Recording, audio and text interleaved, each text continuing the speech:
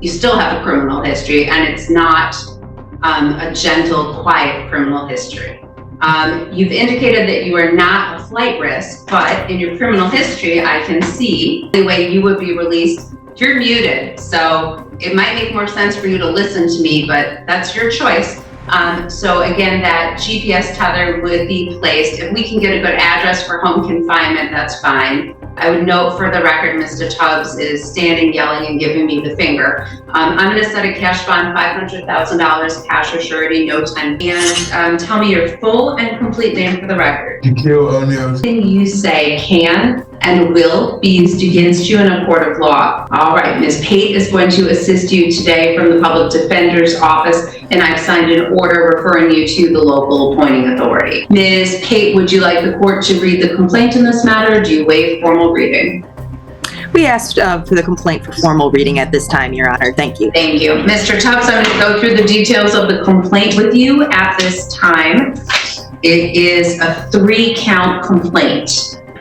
Count 1 alleges that you did make an assault upon Brandon Morris with the intent to do great bodily harm less than the crime of murder. That is a felony with a maximum penalty 10 years in prison or $5,000. Count 2 alleges that you did assault LaShawn Rolex Bell, a resident or former resident of your household, and or an individual with whom you've had a dating relationship without a weapon, and that you did inflict serious or aggravated injury upon her, but without intending to commit the crime of murder or to inflict great bodily harm less than murder.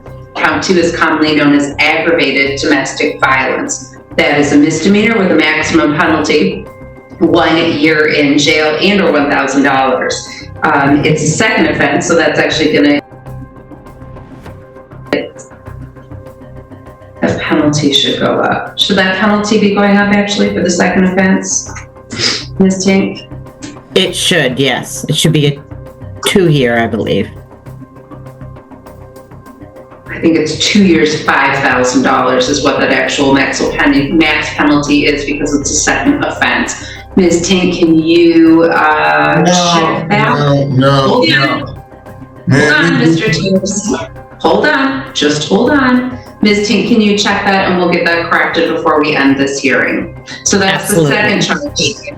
Count 3 alleges that you did willfully and maliciously destroy or injure a cell phone, personal property of Tracy Rolex. The amount or destruction of that injury is $200 or more, but less than $1,000. That's a misdemeanor with a maximum penalty 1 year in jail and or $2,000 or 3 times the amount of destruction or injury, whichever is greater. Those are the charges and the maximum penalties. Mr. Tubbs, I'm not asking if you agree or disagree, but do you understand 3 charges against you? Can I say what I do understand?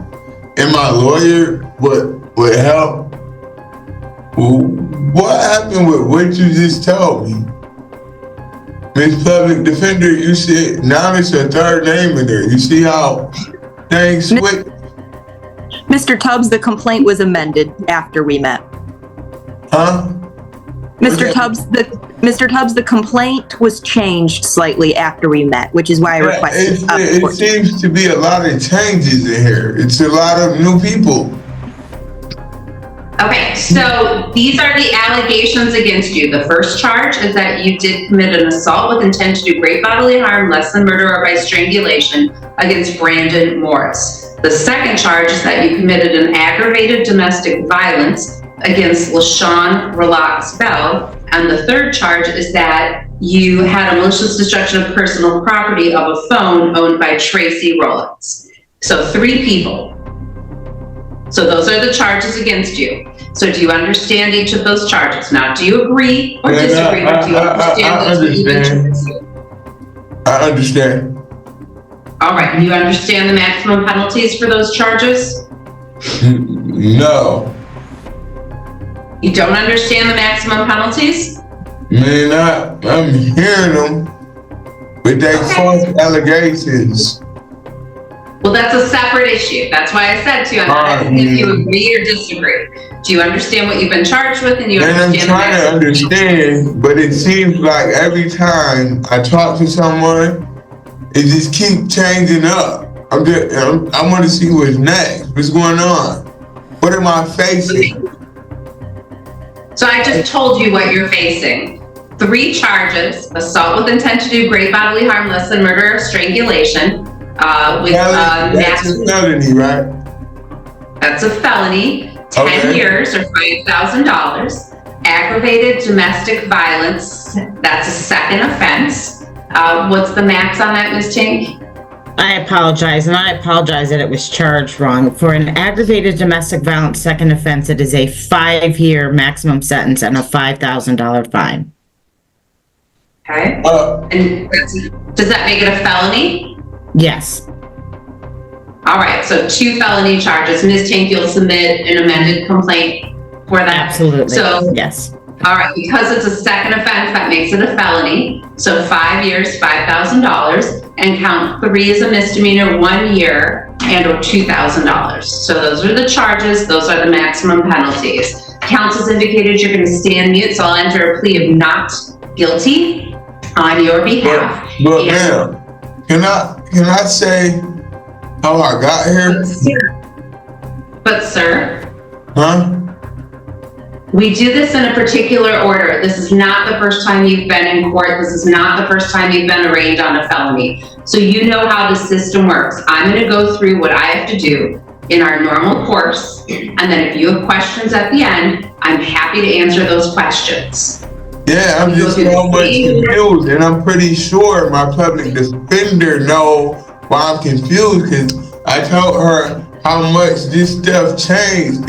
They throw in names, and now I'm hearing this. It's like a whole bunch of changes, and I'm sitting in jail off hearsay. Is this? So again, today is not the day that we decide guilt or innocence. Today is your first appearance. So I you're hear you. advised to.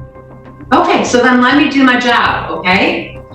I'll let you ask your questions at the end, but I'm going to continue to do my job. So Ms. Pate has indicated you'll stand mute, so I'll enter a plea of not guilty on your behalf. I'm going to schedule you for your next court date. That's a probable cause conference in front of Judge Simpson. That's going to be January 11th at 9 a.m. or as soon thereafter as your case can be called. And that's at 14A1 District Court in person. It's not by Zoom And you said anymore. when is that? January 11th at 9 a.m. We're Uh-huh. going to get you a notice to appear, and then you'll receive additional information from the Public Defender's Office. Before I make any decisions regarding bond or bond conditions, I will hear from counsel, the people first, and then the public defender. I did hear testimony regarding what allegedly took place on the day in question earlier today. I do have a check on your criminal history. I also have a written request from law enforcement in the prosecutor's office. And additionally, I have a risk assessment that was done by Community Corrections. All of that information goes into my evaluation, and I'll go over your conditions with you in just a moment. Ms. Tink, would the people like to be heard? Yes, thank you. In this case, Mr. Tubbs has an extensive domestic violence history, in particular with the same victim in this case. We would be asking for a $500,000 surety bond. These are very serious charges. The victim suffered very serious injuries. In the event that Mr. Tubbs is released, we would ask for a GPS tether with a no-go to 2 and a 125 in Ypsilanti. We would also ask for no contact with LaShawn Rolex Bell and Brandon Morris. And that would be it. Thank you. Thank you. Ms. Pate? Thank you, Your Honor. At this time, we do largely ask the court to follow the people's request. However, I do ask for the court's consideration in adding a 10% privilege to the cash surety component of bond. First, Ma'am, can I say, Mr. I thought you were, can I get a breakout room with my attorney? You already had a breakout room with Ms. Pate. Yeah, but we never discuss nothing like that. I don't even, can I get like 5 minutes before we get to that? First of all, I'm on disability. Stop talking, stop talking. I'm gonna remind you of this again. Anything you say can and will be used against you in a court of law. Now, what am I saying? That'll be used against me in a court of law. Stop. I'm not gonna have you keep interrupting me. This is a courtroom. You have to use respect when you talk to the court, and you're not gonna keep interrupting people. I will put you into a breakout room and you can speak with Ms. Pate. But I will tell you this, when you come out of that breakout room, if you interrupt me again, you will be muted. If you try to interrupt again, then you're gonna wait until you can participate appropriately, and we'll see you tomorrow. Can you put them into your breakout room, please? Thank you, Ms. Pate. Thank you, Your Honor. Where's the breakout room? How I get into it? Is this it? Stand up and go to the door, and a jail staff member can come in and let you into the breakout room. Fuck. What shit that I'm talking about, man? I need to get into this breakout room real quick. Yep. There's the matter. Hey. Is he done participating? Is that what happened? Your Honor, to be frank, that does not surprise me, but I was under the impression he would be still participating with the hearing, but it does not shock me if he would be declining to continue to participate. Can you hear me at all? Yeah, we can hear you. Okay, Is he done? Ms. Lockyer says she'd like to go to court now, and earlier she said no. Yeah. Okay, but what happened to Mr. Tubbs? He left. We were. He got up and walked out of the room. Okay, well, we didn't finish with him. Today's a mystery. Okay, If let's see what's going on. Okay. I'll go talk to him and see what's going on. Okay. You're not done, Tubbs. Thank you, Your Honor. I'm sorry for the interruptions. No, it's fine. If he doesn't want to participate, that's fine. We didn't. I mean, I can just do his bond conditions without him in the room. Your Honor, Try again tomorrow. Oh, Did he flip this chair? he probably I did. see. Okay. So at the jail, Huh? What's going on? They got me fucked up, man. I ain't got time for no bullshit. They had me fucked up. And I don't care about none of that. But hey, listen, let's make my stuff, put the bond at whatever to put it, that you put it at. Push my shit for my my probable cause, and I see y'all at prelim. I got nothing else to say to you. Thank you. You heard me? I'm on mute. I heard you. Oh, okay. Quickest prelim I could, so I can face my accusers and show y'all these false allegations. This is the 4th time y'all switched up on me. This is the 4th time. It went from armed robbery. Tracy Rolex was just a victim that I committed assault on. Where's my lawyer at? She didn't tell you that. Same one who told me that. But now it's just like so much bullshit. And then what? Mr. Tubbs? Mr. Tubbs? What did you tell me? What did you tell me? Who is my victim? Mr. Tubbs, if you're gonna participate, you're gonna sit down and you're gonna stop swearing. If you're not gonna participate, by those rules, then you should go. What'd you say? Well, you asked me what I said? Yeah, I can hear you. We're talking. Look. Alright, so sit down. My First Amendment. I'll repeat it. You asked me what? Sit down. Oh. Ms. Pate, was there anything else you'd like to say regarding bond? Miss Kate, would you tell Briefly, her? Your Honor. Mr. Tubbs, please stop interrupting the court. Yeah. Thank you. Thank you. And after Briefly, Your Honor. Mr. Tubbs, I'm just gonna mute you for now so I can hear Ms. Pate. Thank you, Your Honor. Thank you. Go ahead, Ms. Pate. Thank you, Your Honor. I'm sorry for the interruption, and thank you for the brief breakout room. Mr. Tubbs would like me to tell the court that he is not a flight risk, and he has been a county resident his whole life, and he does have the support of his mother. And he also would like the court to know that he has been trying to engage with CMH, or has interest in doing so. And other than that, I do respectfully request the court to follow the people's request with the possible court's consideration of a 10% privilege. Thank you very much. Thank you. I will do a referral to the internal CMH people at the jail to see if we can't get that moving along. We'll take care of that by email today. So hopefully someone can come and see Mr. Tubbs if that's what Mr. Tubbs wants. As far as bond conditions are concerned, I will unmute you, Mr. Tubbs, because I want to make sure you understand each of your bond conditions. But if you interrupt me again, then I will mute you again. Oh, the jail's gonna have to unmute you. You're gonna have to get a jail staff member.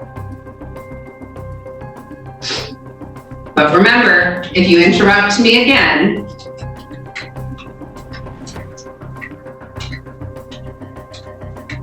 it's my turn to talk. You're gonna listen to me, and then once I'm done, I'll ask if you have any questions. I'm talking. Having reviewed the information presented to the court, that being testimony earlier today from Brian Ward of the Sheriff's Department, having listened to bond arguments by both the people and by the public defender, the comments certainly made by Mr. Tubbs have been taken into my consideration as well. I've had a chance to review the criminal history for Mr. Tubbs, as well as the written request from law enforcement and the prosecutor and the risk assessment done by community corrections. I'm going to set the following bond conditions. These are not in the order of importance. They're just in the order listed on the form I'm going to read from. Mr. Tubbs, you're going to get a copy of this when we are done. If I'm able to pay my bond, what would my bond be? I haven't told you yet. I'm still going through your bond conditions. Can I, before we do those, that's crazy, because my lawyer didn't get these from me. But for one, I'm not a flight with risk. For two, I have no income. I get SSI, and I can't pay SSI through anything else through the state. So that just leaves me to sit here off hearsay. Second of all,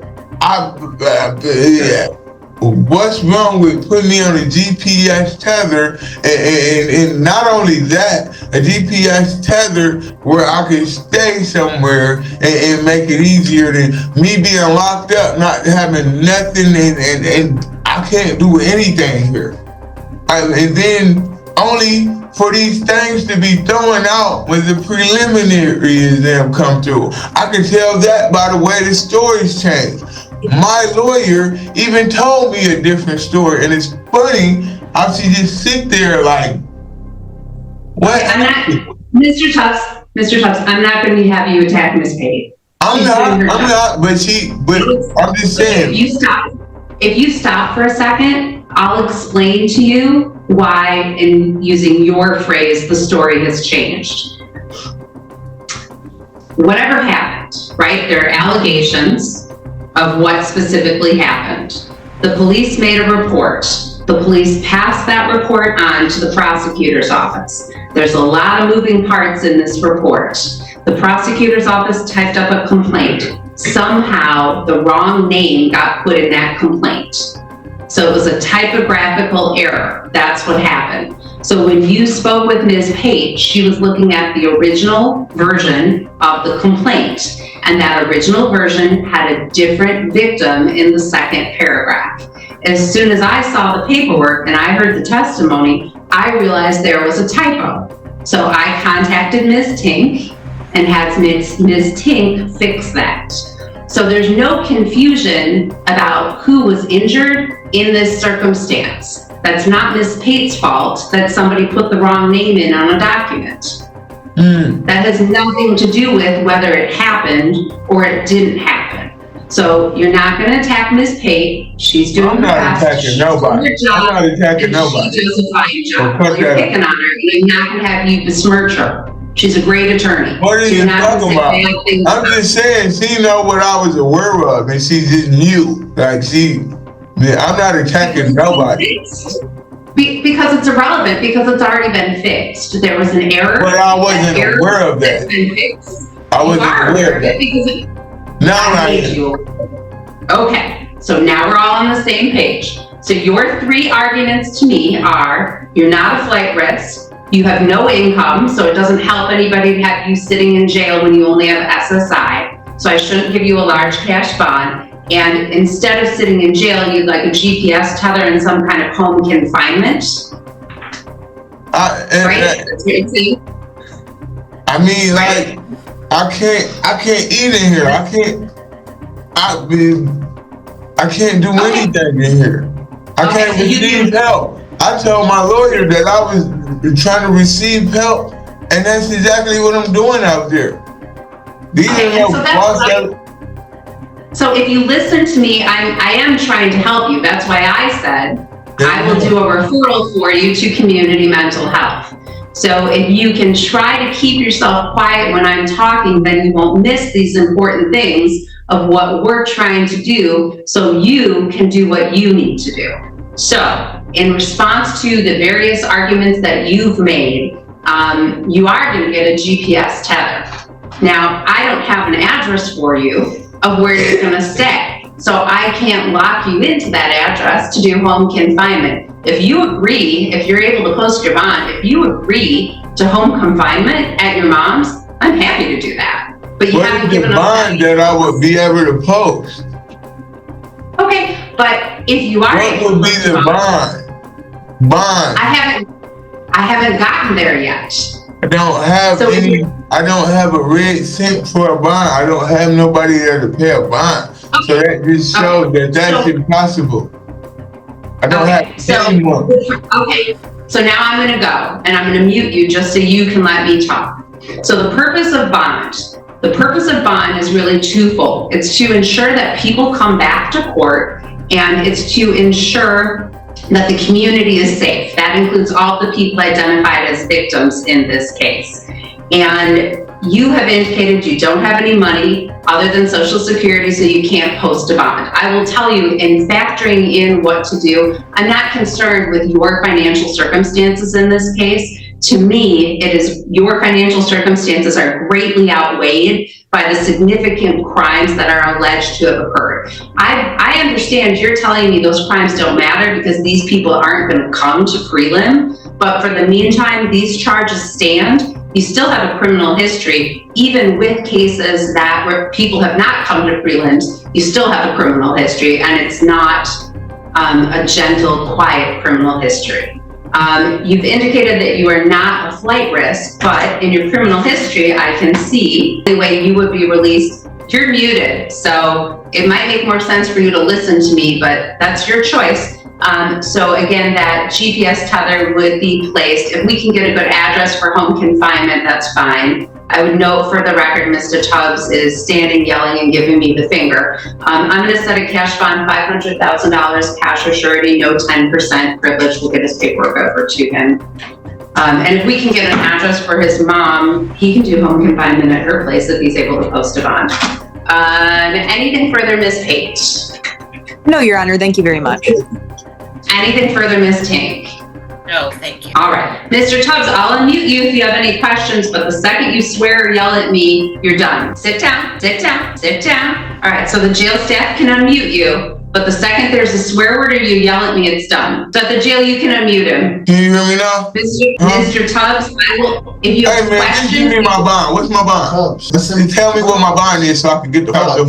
So Mr. Tubbs, see, that's the unfortunate part of this. If you stopped screaming and running around and swearing and giving me the finger, you would have heard I already gave you your bond. So All we're gonna right, give man, you I'm waiting on you. You keep talking about nothing. $500,000 cash or surety, no 10% privilege. We're done with him. He can go back to wherever he came from. What started as a routine felony arraignment quickly turned into pure courtroom chaos.